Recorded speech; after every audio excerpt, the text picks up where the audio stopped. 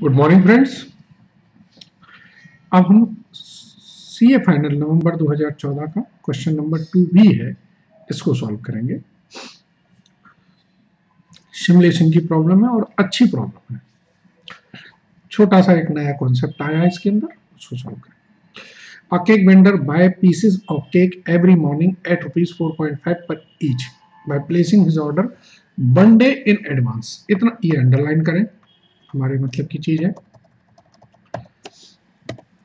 And sell them at rupees 7 per each।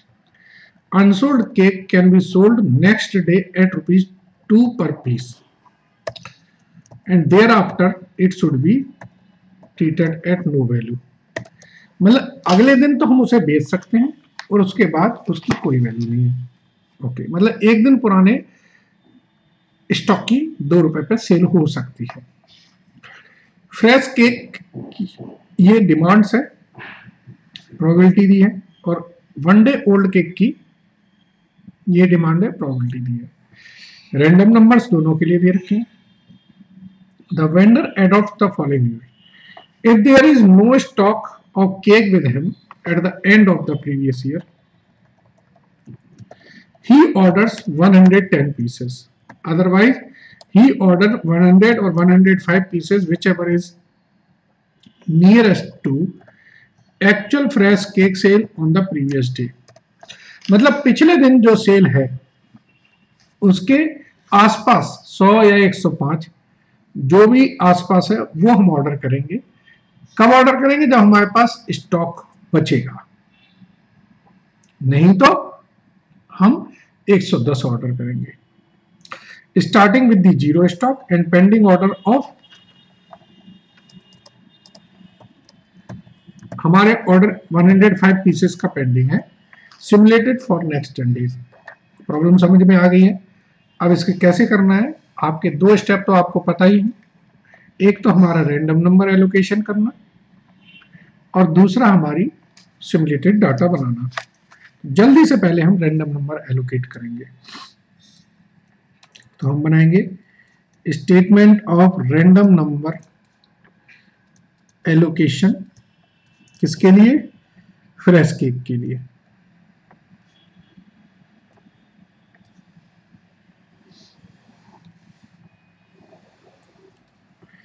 यहां पर लिखते हैं हम लोग नंबर ऑफ केक, यहां आएगी हमारी प्रोबेबिलिटी,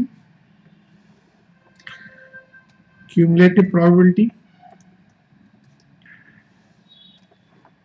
रैंडम नंबर असाइन। देखिए नंबर ऑफ केक्स में दिए है इन्होंने 100, 101, 102, 103, 104, 105, 106, 107, 108, 109 and 110।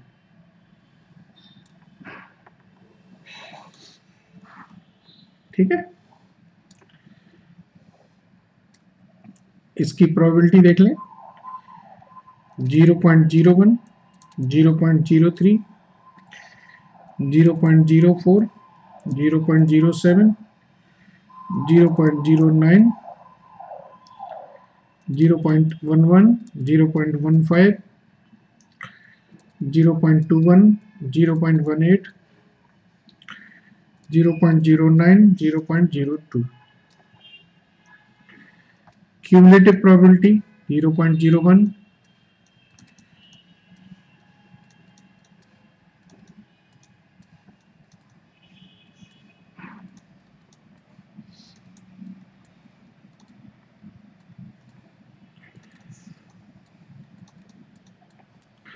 रैंडम नंबर्स एलोकेट करेंगे।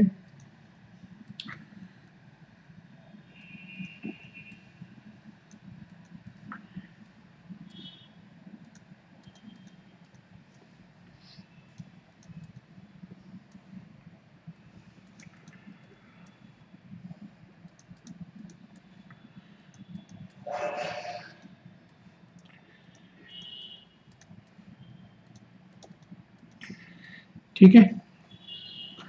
ऐसे ही हम statement of random number allocation बना देंगे। किसके लिए? ओल्ड केक के लिए, 1 डे ओल्ड केक के लिए।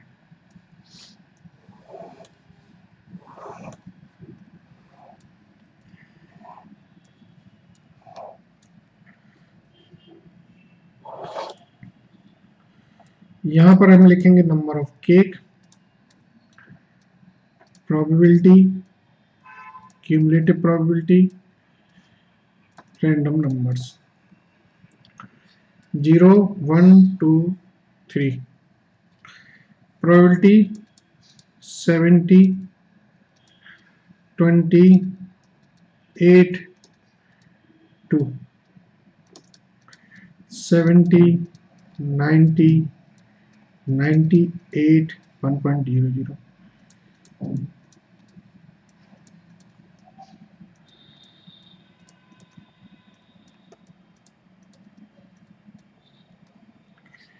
कोई दिक्कत नहीं है, ये काम तो बच्चों की तरह आप कर ही लेते हैं। अब अगला स्टेप है सिमुलेटेड डाटा। इस क्वेश्चन का बस वही एक सुंदर स्टेप है, उसको जरा समझ लें कैसे करना है।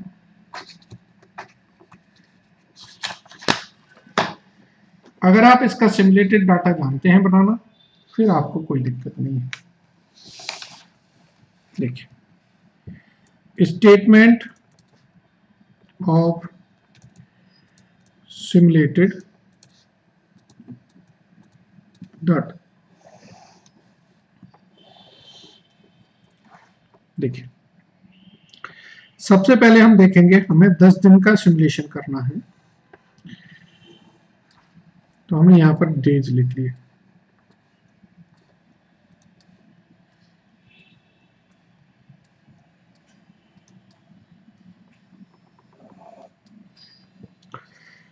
अब यहां पर हम लिखेंगे रैंडम नंबर्स, किसकी? जो फ्रेश केक है। तो इससे मेरी डिमांड आ जाएगी।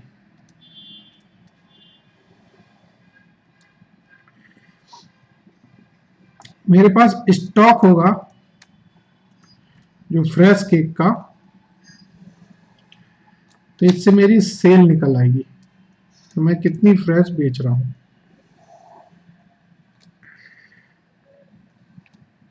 सेल से हमारा निकल आएगा क्लोजिंग स्टॉक कितना है, किसका? फ्रेश का। तो जिस हिसाब से क्लोजिंग स्टॉक है उसी हिसाब से हमारा ऑर्डर प्लेस बनेगा, ऑर्डर प्लेस। अब यहां पर जो स्टार वाला पॉइंट है वो है 1 डे ओल्ड केक कितना है। फिर यहां लिखेंगे हम रैंडम नंबर ओल्ड केक की।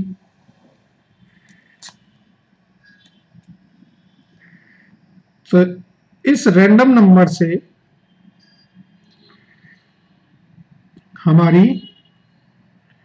सेल निकलेगी, और ये लास्ट में निकलेगी हमारी लॉसेस। ठीक है, तो ये जो पोर्शन है, ये पोर्शन हमारा ओल्ड केक का है। चलिए, टेबल थोड़ी सी अनइवन बन गई है, कोई बात नहीं। मैं एक इसमें काम और करता हूं, मैं 5 के बाद एक लाइन खींच देता हूं, इससे डाटा हमारा मिक्स नहीं होगा। ठीक है ना। चलो, सबसे पहले रैंडम नंबर लिख लें इनकी। ये है 37 73 14 17 24 35 29 37 33 68। ऐसे ही हम दूसरी रैंडम नंबर लिख लेते हैं, वो है 17 28 69 38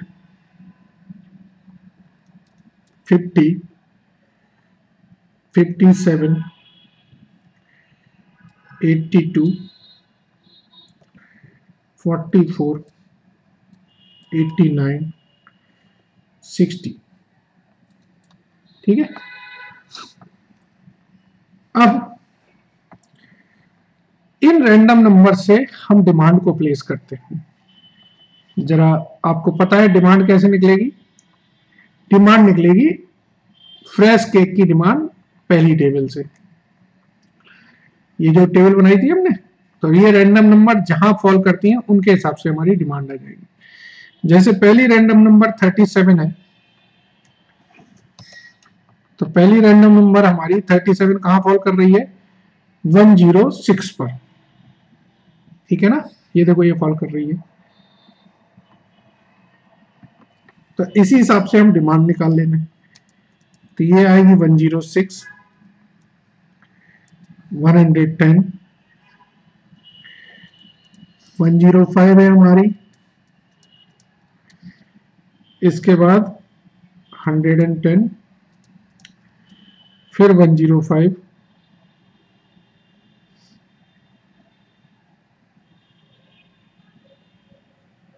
सॉरी ये गलत हो गया मुझसे। 106 है, देन 108, फिर 103, फिर है 104, फिर है 105, फिर है 106, फिर है 105, फिर 106, 105, 107। देखो अगर आप पुरानी टेबल में देखें, जो फर्स्ट टेबल, तो हमारी 35 से 49 तक 106 है और 50 से 70 तक 107 है। 24 से 34 तक 105 है। तो इस हिसाब से हमने ये डिमांड प्लेस कर ली। अब फ्रेश स्टॉक मेरे पास जो आएगा वो कितना आएगा? 105। स्टार लगा रहा हूं, कैसे आया? आप बुक में देखें लिखा हुआ है पेंडिंग ऑर्डर ऑफ 105, तो यही आएगा आपके पास। ठीक है। अब 105 है तो सेल आप कितनी करोगे? 105। क्लोजिंग स्टॉक कितना होगा? नील। ऑर्डर कितना प्लेस करोगे? 105। एक दिन पुराना स्टॉक कितना होगा? नील। तो ऑर्डर की जो सेल है वो सेल कितनी है? 0। इसका भी मैं आपको बता दूं कि जो रैंडम नंबर है ओल्ड केक की, उसमें 69 तक तो कोई सेल है ही नहीं और 70 to 89 तक 1 यूनिट सेल है। ये ध्यान रखना। ठीक है। 69 तक कोई सेल नहीं है, इसका मतलब क्या है कि यहां पर भी कोई सेल नहीं है, यहां पर भी कोई सेल नहीं है, यहां पर भी कोई सेल नहीं है, यहां पर भी कोई सेल नहीं है, यहां पर भी कोई सेल नहीं है, यहां पर भी कोई सेल नहीं है, यहां पर भी कोई सेल नहीं है। सिर्फ इन दो जगह सेल होगी, वो हम स्टॉक के हिसाब से निकाल लेंगे। चलिए आगे बढ़े। अब मेरे पास नील स्टॉक है, मैं 110 प्लेस कर रहा हूं, तो मुझे 110 ऑर्डर आएंगे। सेल मैं करूंगा कितनी? सेल करूंगा मैं 108 की। क्लोजिंग स्टॉक बचेगा मेरा 2। अब जब 2 क्लोजिंग स्टॉक है तो पिछले दिन मेरी जो सेल हुई थी उसके हिसाब से मैं ऑर्डर प्लेस करूंगा। ठीक है। अब 105 आया, एक दिन पुराना स्टॉक नील है मेरा।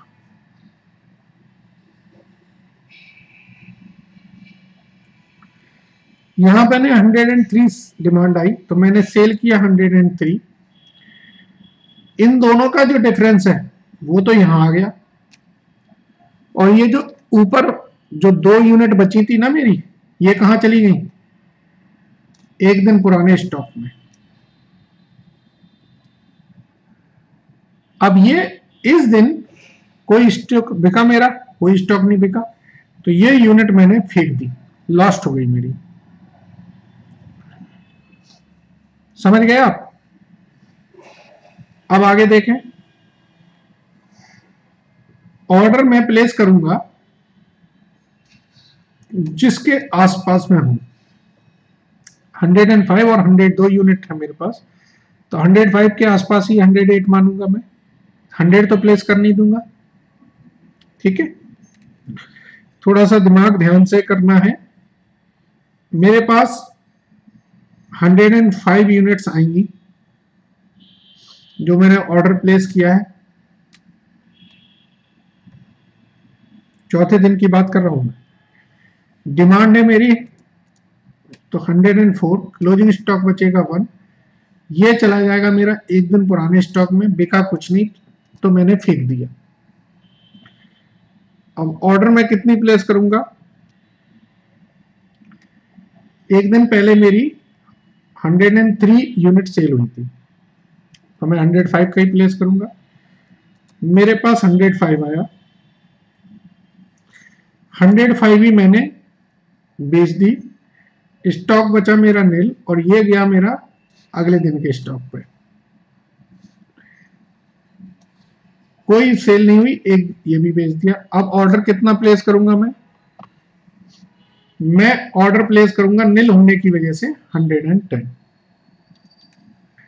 ध्यान से समझ रहे होंगे आप लोग। 110 मेरे पास आया छठवें दिन, 106 की सेल हुई, 4 दिन मेरे पास क्लोजिंग स्टॉक बचा। यहां पर मेरा कोई स्टॉक नहीं था, तो यहां पर मैंने कुछ नहीं फेंका। अब एक दिन पुराने जो सेल थी उसके हिसाब से मैंने ऑर्डर प्लेस कर दिया। अगले दिन मुझे 105 मिला, 105 ही मैंने सेल किया, स्टॉक बचा नील। तो स्टॉक नील है तो ऑर्डर तो प्लेस हो गया 110, ये तो डिसाइड हो गया। लेकिन अब एक चीज और बतानी है आपको कि 4 यूनिट थी, ये कहां आई मेरे पास? यहां आ गई। 82 में मेरे पास 1 यूनिट सेल होगी, तो 3 यूनिट मेरी मैं वेस्ट हो जाएंगी, फेंक दूंगा। ठीक है, यहां पर मुझे 110 मिला, डिमांड है मेरी 106 की, तो मैंने 106 सेल किया, 4 यूनिट बचा। लास्ट डे जो मेरी सेल हुई थी उसके नियरेस्ट मैंने ऑर्डर प्लेस कर दिया, और यहां पर स्टॉक मेरे पास कुछ नहीं था, तो मैंने कुछ भी नहीं वेस्ट किया। ठीक है फ्रेंड्स, 105 आया, 105 सेल किया, ये नील हो गया। अब फिर से मेरे पास 4 यूनिट बच गई एक दिन पुरानी, एक मैंने सेल करी, 3 फेंक दी, और चूंकि स्टॉक नील है तो 110 मैंने फिर से ऑर्डर प्लेस कर दिया। 110 का ऑर्डर रिसीव हुआ, 107 सेल किया, 3 यूनिट्स बची। लास्ट डे जो ऑर्डर था उसके हिसाब से मैंने ऑर्डर प्लेस किया। यहां स्टॉक आया नील, तो स्टॉक फेंका मैंने नील। मेरे ख्याल से काफी क्लियर हुआ होगा, नहीं है तो वीडियो को दोबारा चला लीजिएगा। टोटल यूनिट मैंने 2 बेची हैं, और टोटल जो मैंने फेंकी है वो कितनी? 2, 4, 5, 8, 11 ब्रेड मैंने फेंके हैं, 2 बेचे हैं, 11 फेंके हैं। ठीक है, टोटल जो मेरी सेल हुई है इनका टोटल करेंगे तो ये आएगा 1054। 10 दिन में 1000 तो हो गया, और बाकी सिर्फ सिंगल डिजिट जोड़ लें, 5 और 8 13, 13 और 3 16, 20, 25, 31, 36, 42 और 12 54। ठीक है, तो फाइनल समरी ये हुई कि मैंने 1054 यूनिट्स सेल करी। ऑर्डर प्लेस कितने का किया उसका भी जोड़ लें, 110 यूनिट थी, ये ऑर्डर रिसीव इतना हुआ है, इनको भी जोड़ लें जरा।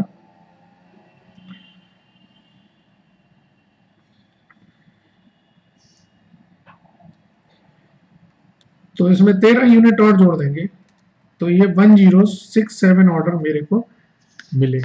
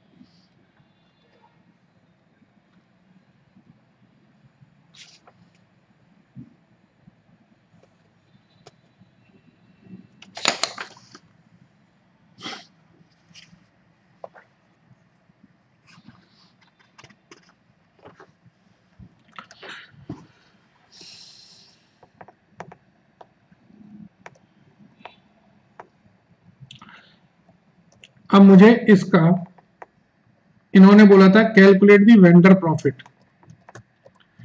तो वेंडर का प्रॉफिट निकालना है, इसको भी समझ लिया कैसे निकलेगा। तो ये पार्ट बी हम कैलकुलेट कर रहे हैं।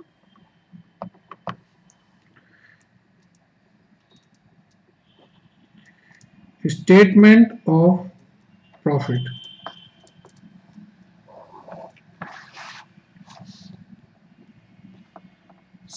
Cell of fresh cake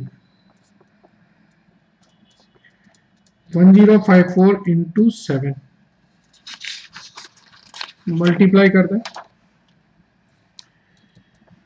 1054 into 7 करेंगे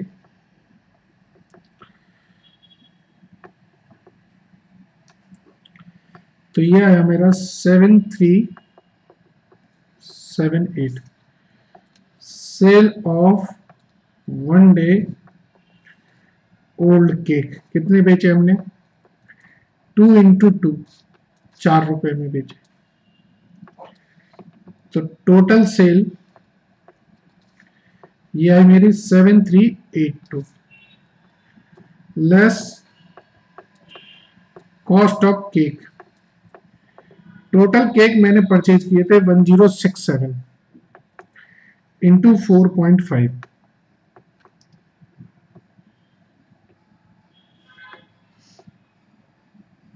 नहीं ये 3 भी मैंने परचेज करे हैं ना, इनका जरा टोटल करें एक बार।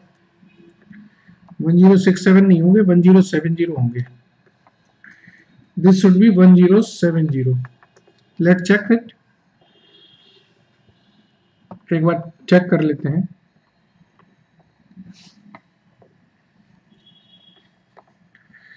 देखिए ये आया था मेरे पास अराइवल, तो 100, तो 1000 तो ये हो जाएंगे। 5, 10, 15, 20, 25, 30, 40, 45, 55, 60, 70। I was correct, it is 1070। Okay, so statement of profit में हम बनाएंगे 1070 इंटू 4। तो ये कैलकुलेशन होगी, एक बार करके देख लेते हैं। 1070 इंटू 5, 5350, 535 माइनस करो इसमें से,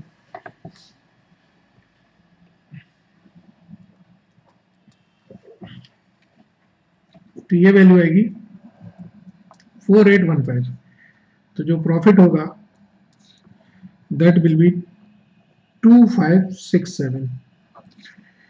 हमने एज्यूम किया है ये जो 3 यूनिट बची है ना, ये क्लोजिंग स्टॉक की, ये क्लोजिंग स्टॉक की जो 3 यूनिट्स हैं ये हमारी नॉट सेलेबल है। ये हमने एज्यूम किया है कि अगले दिन नहीं बिकेंगे, ठीक है ना। तो हम यहां लिखेंगे assuming that closing stock of 3 units is not saleable. क्यों? क्योंकि हम अगर एक दिन बाद उनको मानते कि बिके तो फिर उनकी रेवेन्यू के भी एडजस्टमेंट करने पड़ते, तो हम कहेंगे 10 दिन में 2 केक बिके हैं तो ये बिकनी नहीं है, ये एज्यूम हमने कर लिया। ठीक है friends, I think so we have clarified the concept. Revision कर लीजिएगा एक बार और इसको, वीडियो को दोबारा देख के आपको क्लियर हो जाएगा। Thank you.